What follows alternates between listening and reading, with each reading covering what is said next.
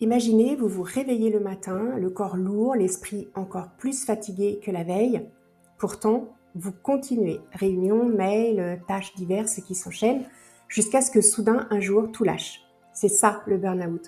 On en parle beaucoup, mais on le comprend souvent assez mal. Ce n'est pas juste être fatigué ou en avoir marre, c'est un véritable effondrement du corps et de l'esprit, après des mois, parfois même des années, à puiser dans ses réserves. Et si vous pensez que ça n'arrive qu'aux autres, faites attention quand même, parce que le burn-out, généralement, on ne le voit pas arriver, du moins, on l'ignore, souvent par méconnaissance.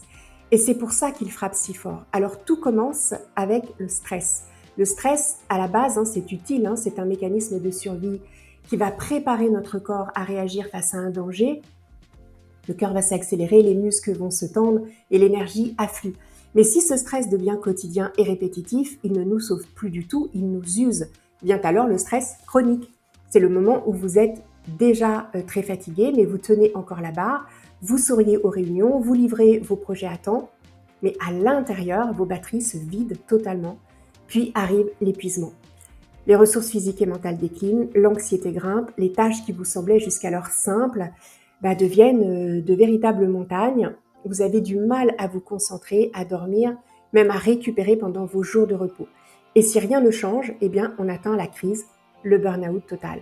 Et là, ce n'est plus du tout une question de volonté, votre corps et votre esprit disent stop. Vous pouvez vous effondrer physiquement, ne plus du tout réussir à sortir du lit, parfois même perdre vos moyens cognitifs. Et le burn-out n'est pas une faiblesse, c'est une vraie maladie biologique.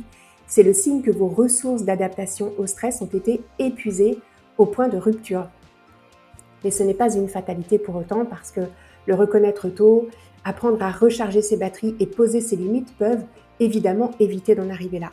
Parce que votre énergie, c'est votre bien le plus précieux. Alors si ça vous intéresse, j'ai un guide anti-stress créé à l'origine pour les mamans actives, mais ça fonctionne pour tout le monde en réalité.